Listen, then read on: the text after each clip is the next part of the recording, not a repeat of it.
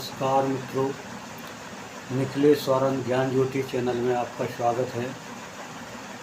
आपका प्यार जो इस चैनल के मिल रहा है इसके हम बहुत आभारी हैं।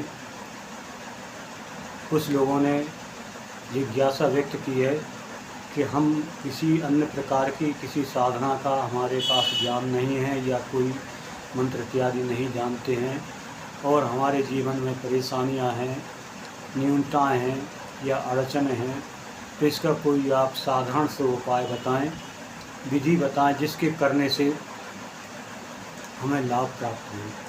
तो इसी बात को ध्यान में रखते हुए मित्रों, आज आपके सामने एक साधना का रहस्य कहो, सूत्र कहो, वो आपके सामने रख रहा हूँ। और यह जो सूत्र मैं आपको बतला रहा हूँ, अमूमन आपों के लिए YouTube पर लाखों वीडियो मिल जाएंगे, अनेक लोगों के मार्गदर्शन मिल जाएंगे, अनेक लोग गारंटी भी लिखते कि 100% गारंटी, इस तरीके से करिए, इस तरीके करिए। वो उनकी बात है, मैं किसी की बात के लिए कोई महिमा या खंडन करना या महिमा मंडन करना नहीं करना। जिसको जैसा ज्ञान होता है वो अपना वैसा बताते रहते हैं। यहाँ ज्ञान बताने वाली कोई बात नहीं हो रही है। यहाँ तो मैं सिर्फ आपका एक मार्गदर्शक के रूप में मार्गदर्शन कर रहा हूँ। बाकी आपकी जैसी श्रद्धा होगी, जैसा विश्वास होगा, जैसा आपका कार्य होगा, वैसा आपको फल मिलेगा। इतना ज़रूर कह सकता हूँ कि इसके जो भी अनुभव है वे मेरे जीवन के अनुभव हैं और उसी के आधार पर मैं यह बात आपसे कर रहा हूँ। जो भी मैं कोई बात अगर आपको रास्ता दिखाता हूँ तो आप इसको पुस्तकों में देखेंगे या कहीं उठा के देखेंगे किसी किताब में या किसी यूट्यूब, तो वहाँ नहीं मिलेंगे, क्योंकि ये स्वयं के हमारे अनुभव किए हुए सूत्र हैं। उसी पर मैं आपके लिए यह बात बतला रहा हूँ। यह बात है सिद्ध कुंजिका स्तोत्र की, जो देवी की पुस्तक में आपको आखिरी में यह पाठ मिल जाता है। कुछ लोग सिद्ध कुंजिका के बारे में यह कहते हैं कि यह तो सिद्ध कुंजिका चाबी है, अगर हम चाबी का हवन कर देंगे या चाबी को उसकी आहुति दे देंगे तो हमारे पास क्या बचेगा, क्या बचेगा। यह तो एक मूर्खतापूर्ण बातें हैं, क्योंकि अभी सिद्ध कुंजिका को समझा ही नहीं है। कुछ लोग यहाँ कह देते कि आप सिद्ध कुंजिका का पाठ करेंगे तो देवी का पाठ करना चाहिए, जब ये कुंजी उसमें लगती है तो देवी के आशीर्वाद प्राप्त होता है। अनेक प्रकार के लोगों के मंतव्य, जिसको जैसा पता वो अपनी समझ से कहते हैं, ठीक है, लेकिन ऐसा कुछ नहीं है। सिद्ध कुंजिका को पहले आप समझिए। सिद्ध कुंजिका चाबी है, ये तो आप कुंजी के रूप में जान लेते हैं और लोग बता भी देते हैं, लेकिन इस ना भी ध्यान रखिए कि सिद्ध कुंजिका जो सप्तशती में है, एक यही सिद्ध कुंजिका नहीं है। 144 प्रकार की सिद्ध कुंजिकाएँ हैं, जो कि कुछ गुप्त हैं, कुछ तो मिलती भी नहीं है, क्योंकि वो शास्त्र ही लुप्त हो गए हैं। अब आप कहेंगे कि आपको कैसे पता जब ये गुप्त हैं और मिलती नहीं है, क्योंकि साधना का पथ एक ऐसा उच्चतम पथ है, जो चीज़ अगर छपी नहीं है और समाज में नहीं है, लेकिन साधना के द्वारा आप उस चीज़ को समझ सकते हैं, अनुभव कर सकते हैं। ये बात अलग, उस चीज़ को लोग माने और ना माने। अधिकतर होता है कि जो व्यक्ति अपने मुंह से कोई मार्गदर्शन करता है, बात बतलाता है, उसे कम मानी जाती है, लेकिन जो लिखित में होती है उसकी वैल्यू ज़्यादा होती है। और बार बार व्यक्ति कहता है कि देखिए ये लिखी हुई बात है। अब ये लिखी हुई बात कोई ज़रूरी नहीं कि वो बात सत्य लिखी हुई हो, उसमें कहाँ गलती है, मात्राओं की गलती है या क्या गलती है या सोचने समझने की गलती है, इस बारे में कुछ कहा नहीं जा सकता है। कई पुस्तकें ऐसी हैं जो 30-40 साल से छप रही हैं, बिक रही हैं, लोग पढ़ते भी हैं, लेकिन उसमें भी कहीं अपभ्रंशता है। अब यहाँ लोग करेंगे तो आप कमेंट करिए उनको, भाई किसी को कमेंट क्या करना। मेरे जीवन का जो अनुभव मैं आपके सामने शेयर कर रहा हूँ, आप उस पर चलेंगे तो आपके जीवन में अनुभव आएगा, आप उसको अनुभव कर पाएंगे। सिद्ध कुंजिका में जो शुरू में जो मंत्र दिया है, पहले वहीं से बात देता हूँ। जैसे आप जो पढ़ते हैं तो वो आता कि सोम देवी प्रवक्ष्यामि कुंजिका, तो ये जो है शिव और पार्वती का, ये रुद्रयामल तंत्र में ये संवाद है कि शिवजी पार्वती का जो बातचीत चल रही है उसके बारे में दिखाया गया है। अभी मारणम मोहन बस्सम उच्चाटनाद, इसके बाद विसर्ग के बारे में फिर अलग वीडियो बनाऊंगा, तो उसमें चर्चा करूंगा, क्योंकि ये वीडियो बड़ा लंबा हो जाता है, तो इसलिए आपको बोरियत होती देखने के लिए। इसके आगे मंत्र पे आते हैं। इसमें आपने कई जगह सुना होगा कि कोई लोग बोलते हैं ऐम ह्रीम क्लीम, कुछ लोग बोलते हैं ऐं ह्रीम क्लीम, कुछ कहते हैं ओम ऐं ह्रीम क्लीम। सबसे पेंच तो यहीं लगा हुआ है। अब जिसको जिस तरीके से पता हो उसकी वो बहुमता कर देता कि नहीं ये सही है। तो यहाँ पे तीनों बातों को मैं स्पष्ट कर रहा हूँ कि जो माकार उच्चारण होता है वह वैदिक रीति कहलाता है, और जहाँ गाकार उच्चारण होता है वो तांत्रिक विधि कहलाती है। और जहाँ व्यक्ति ओम लगाता है तो वहाँ शिव सायुज हो जाता है, क्योंकि ओम शिव जी का प्रणव है। और दूसरी बात इसमें एक और आती है कि अगर आप नवाण मंत्र करना चाहते हो उसमें ओम लगाने की आवश्यकता नहीं है, क्योंकि अगर ओम लगा दे तो नवाण ना होकर दशाक्षरी मंत्र हो जाता है। तो वास्तविकता तो यही है। अब आप उसको ऐं ह्रीं क्लीं चामुंडाय विच ऐसा कहते हैं, ये जहाँ तक है, जहाँ तक उचित है। ओम लगा देते हैं आपकी शिक्षा वाली बात है, लेकिन जहाँ नवाण की बात आती है तो वो आपको ओम नहीं लगाना चाहिए। ये शक्ति का स्वायत्त है, उसकी स्वयं का पावर है। तो ये आपको माकार गाकार का मैंने आपको चर्चा की कि इसी सिद्धकुंज का स्तोत्र का अगर आप नित्य प्रति पाठ करते हैं तो पहले इसके अनुष्ठान छोटे से प्रयोग के रूप में बात करता हूँ कि आप चाहे नवदुर्गा हो अथवा किसी भी महीने की शुक्ल पक्ष की प्रतिपदा से लेकर और नवमी तिथि तक जो समय होता वह हो, अथवा कोई विशेष त्यौहार हो उस दिन से शुरू कर सकते हैं। इनमें आप शुरू करिए। व्यवस्था शुरू में आपको इतनी करना पड़ेगी कि आपके अगर आम का पाटा मिल जाए, आम की लकड़ी का जो कोई पाटा बोलते हैं, कोई सारोट बोलते हैं, कोई चौकी बोलते हैं, जैसा भी अब आपके यहाँ हो वैसा आप समझ लीजिए बात के लिए।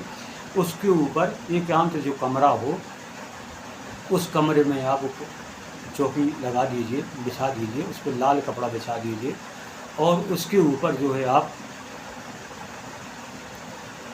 एक तरफ अपने गुरु की चित्र को स्थापित करिए जिसको आप गुरु मानते हैं, और एक चावल की ढेरी बना लीजिए, उस पर सुपारी स्थापित कर दिए। एक तरफ से गणपति स्थापित करिए और हनुमान जी भैरव भगवान के रूप में इनको स्थापित करिए।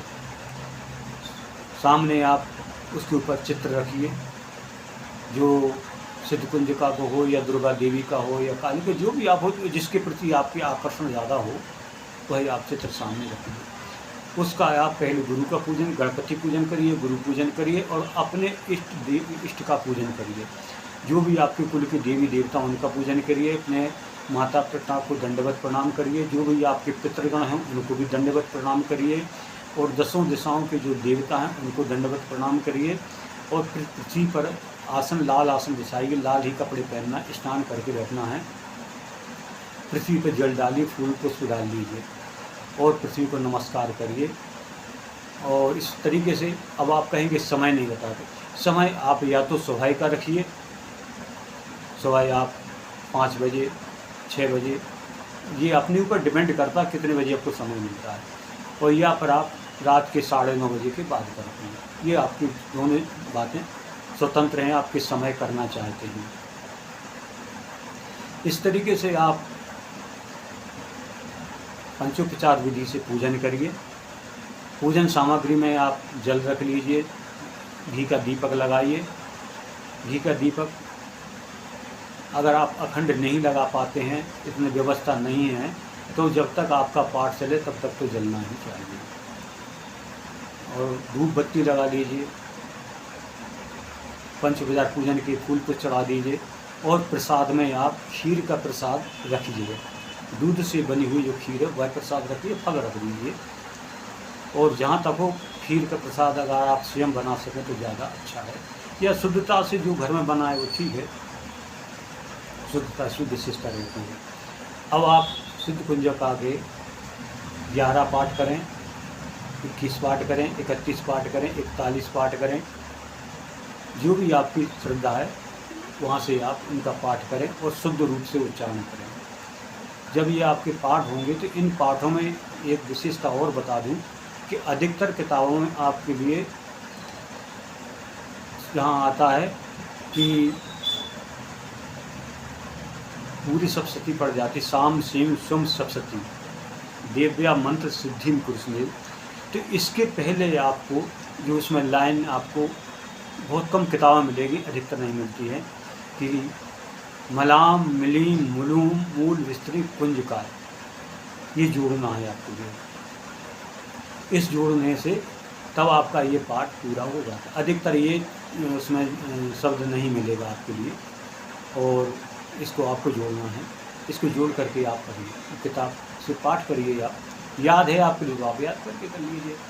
इसके उपरांत जो है आप 11 आहुति हवन की डालें। अब हवन की आहुति कैसे डालनी है, क्योंकि कुछ कहते बाद में डालिए। अगर डेली का डेली आप करते जाएंगे तो ये सुविधा पड़ जाएगी। हवन में ये सामग्री वगैरह आती, इसकी बात नहीं कर रहा हूँ। हवन की आहुति आपको डालनी है तो आप साबूदाना लीजिए, कोई साबूदाना कहता है, कोई साबूदाना कहता है, जो भी आपके यहाँ बोला जाता हो वो ले लीजिए। थोड़ा सा उसमें काट करके पंचमेवा मिला लीजिए, और नारियल, सूखी नारियल की अगर गरी है उसको मिला लीजिए। उसमें थोड़े से चावल मिला लीजिए, शक्कर मिला लीजिए, बूरा मिला लीजिए, गुड़ मिला लीजिए। इन शक्कर बूरा गुड़ में जो भी उपलब्ध हो वो चीज़ आप मिला सकते हैं। और घी मिला लीजिए, घी जहाँ तक हो शुद्ध हो, जितना भी शुद्ध मिल रहा हो उतना ले लीजिए आप। और इसमें लौंग डाल दीजिए आप। लौंग ज़्यादा नहीं डालना आपको, 10, 5, 25 जो भी हो आपके पास, 10-11 लौंग हो वो डाल दीजिए। और इसके साथ में इसमें मिलाइए आप कपूर। कपूर आपको जो भीमसेनी कपूर खाने वाला आता है वही कपूर आपको मिलाना है। ये बाज़ार में जो 10-10, 5-5 रुपये की, 2-2 रुपये की टिक्कियाँ आती हैं ना कपूर की, वो नहीं मिलाना है। जो खाने वाला कपूर आता है उस कपूर के इसमें आप मिला दीजिए। इन सब को मिला करके, घी मिला करके आपकी ये हवन सामग्री तैयार है। और इस सामग्री से आप जो ज़्यादा नहीं दे सकते तो 11 आहुति दीजिए। 11 आहुति देने पर जो आखिरी में आप बोलेंगे कुंज का मंत्र बोलेंगे, और उसके बाद में इसे कहने के इदम कुंज का देवी इदम न मम, यह शब्द आपको आखिर में ये बोलना है हर आहुति के बाद। इसका मतलब ये होता है कि यह मैं जो हवन किया यह कुंज का देवी आपके लिए समर्पित है, आप इसे स्वीकार करें। अग्निदेव यह मेरी आहुति स्वाहा देवी के साइज में वहाँ जा कर के पहुँचा दे। इसी के साथ में आपने पढ़ा होगा कि कुछ लोग कहते हैं कि अंग कम चम टम तम पम यम सम धुम धिम, इस तरीके से जो शब्द आते हैं इनका हवन नहीं होता है। तो आप बोल सकते हैं और आहुति देना से दे सकते हैं। इसमें मूल बात क्या है कि इसमें जो आवर्ग, चावर्ग, टावर्ग, तावर्ग, पावर्ग, सावर्ग, ये जो वर्ग हैं ये 52 वर्ग हैं। तो इन 52 वर्गों का उसमें सूक्ष्म विश्लेषण किया है। जैसे अंग, कम, तो आ ई उ, इसमें जो आता ना आ ए ऐसे जो खड़ियाँ आपने पढ़ी होंगी, तो ये पूरा वर्ग है। जैसे आ बोल दिया उसने, अंग कम, का से का खा गा घा, ये पूरा वर्ग। तो एक को पढ़ दिया तो पूरा वर्ग उसमें आ गया। चा को पढ़ दिया, अंग कम चम चा छा जा जा, ये आ गया। टा ढा डारा, ये तो ये इसको इसी को मनमालिनी कहते हैं। इसको मनमालिनी विद्या बोला जाता है, जो कि 52 अक्षर की है। तो इसको कुंजिका में, क्योंकि कुंजिका चावी रूप में, कुंजिका में सूक्ष्म रूप से दर्शाया गया है। इसको बोल के आप आहुति डाल सकते, कोई दिक्कत नहीं है। इसके बाद जब आप आहुति पूरी हो जाए, आखिरी में आप जो आपने खीर बनाई है, नित्य प्रति खीर का भोग, उस खीर में से जो आपने खीर चढ़ा दी वहाँ, वो तो अलग है। उसी खीर में थोड़ा सा दूसरी जगह ले लीजिए, थोड़ा सा घी ले लीजिए, हवन सामग्री से खीर में ला लीजिए। और अगर आपके पास पूड़ी है या अठवाई है, जो भी बोलते हो, वो है तो वो ले लीजिए। नहीं है तो इतने ही ले करके इसके साथ में अगर और भोग है आपके लड्डू मिष्ठान तो वो ले लीजिए। और साथ में लौंग ले लीजिए, आप कपूर ले लीजिए। और उसकी आहुति जो है एक पान के पत्ते पे रख के दीजिए, या पीपल का पत्ता ले लीजिए, उस पर रख के दीजिए आप आहुति। और आखिरी में पूर्णवदा पूर्णवनम जो आता है उसको बोल के उस मंत्र बोल दीजिए, वो डाल दीजिए। वसुधारा के रूप में आप जो कुछ नहीं तो घी में चम्मच में घी लीजिए और बिंदु रूपणी करके उसके लिए वो घी डाल लीजिए, तो आपका ये 1 दिन का पाठ पूरा हुआ। इसी तरीके से आपके लिए 9 दिन पूरा पाठ करना है। इसमें 9 दिन में आप लहसुन प्याज का इस्तेमाल नहीं करेंगे, शराब इत्यादि का नहीं करेंगे, और ब्रह्मचर्य का पालन। ब्रह्मचर्य में अधिकतर लोग कह देते हैं कि साहब मतलब गृहस्थ आश्रम में पत्नी से अलग रहना चाहिए। वो ब्रह्मचर्य तो बात अलग है, लेकिन इसमें अगर आप किसी से झूठ बोलते हैं, छल कपट करते हैं, या क्रोध करते हैं, या मन में तमाम प्रकार के विचार रखते हैं कि मोबाइल उठाया उल्टी सीधी चीज़ें देखने लगे, तो यहाँ से ब्रह्मचर्य खंडित होता है ना। तो चाहे मानसिक हो चाहे शारीरिक, दोनों से आपको सतर्क रहना है, अपने नियम में चलना है। तो इस नियम से अगर आप पाठ करते हैं और इसके उपरांत जब आपके 9 दिन का पूरा पाठ हो जाता तो आखिर में वही हवन की प्रक्रिया, भाई आप हवन डालेंगे, आपकी व्यवस्था है तो आप 2-4 कन्या को बुलाकर उनको भोजन करा दीजिए, उनको दक्षिणा दे दीजिए, फल दे दीजिए। ऐसा करने से आपके लिए लाभ प्राप्त होगा। फिर नित्य प्रति आप एक पाठ अपने मन से उच्चारण करें। फिर इसमें आपको नित्य प्रति ये नहीं है, मान लो कहीं आप रोजगार के लिए जा रहे हैं, उस समय स्नान नहीं कर पाए, सर्दी ज़्यादा है, तो हाथ पैर करके आप बैठने की आवश्यकता है, फिर तो आप चलते चलते मन ही मन में आप एक पाठ कर दिए। नित्य प्रति एक पाठ का आप नियम रखिए। और इसमें जब आप हवन करेंगे, हवन के बाद में आरती करेंगे, आरती के उपरांत फिर आपको पुनः पूजन करना होता है, सूक्ष्म पूजन, फूल पुष्प चढ़ा दिए पुनः पूजन करना होता है, तब ये आपकी ये पूजा पूरी मानी जाती है। तो इन्हीं सब जो इसकी जो विशेषताएं थी वो मैंने आपके लिए बतलाई हैं, और आप एक बार करके देखो, आपके लिए अनुभव आएंगे। धीरे धीरे अब आप करेंगे तो आप स्वयं एहसास करेंगे, महसूस करेंगे कि जो रास्ता बताया वाकई में उसमें कितना फल प्राप्त होता है। तो यही शब्दों के साथ में मैंने आपको आज सिद्ध कुंज का, जिसमें सेकंड भाग लिख रहा हूँ, वह आपके लिए है। किसी प्रकार की कोई परेशानी हो, सब इसके रास्ते निकल जाएंगे, चाहे अर्थ से संबंध हो, चाहे व्यवसाय से संबंधित हो, चाहे रोग से संबंधित हो, चाहे शत्रुओं से संबंधित हो, अन्य किसी प्रकार से जो संबंधित है आप उसको करें। इतना ज़रूर है कि इसमें जो आपको अनुभव आए उन अनुभवों के लिए आप किसी को शेयर ना करें, अपने आप में रखें। अधिकतर व्यक्ति क्या करते हैं, कोई काम किया, मैंने ऐसा पाठ किया, मैंने ये किया, मेरे को ऐसे अनुभव आया, मेरे को ये सपना आया, मेरे को वो सपना आया, तो ये नहीं करना है। आप इसको जितना गुप्त रखेंगे उतना ही आपके लिए सार्थक रहेगा। तो इन्हीं शब्दों के साथ हम उम्मीद करते हैं कि आप इसका लाभ उठाएंगे, अपने जीवन में पाठ करेंगे, और माता रानी आज से जगदम्बा आपके लिए आशीर्वाद दें कि आपकी मनोकामनाएं पूरी हों। इन्हीं शब्दों के साथ निकले सन ज्ञान ज्योति देखने वाले, पसंद करने वाले सभी साधकों को, सभी बहन भाइयों को मेरा नमस्कार।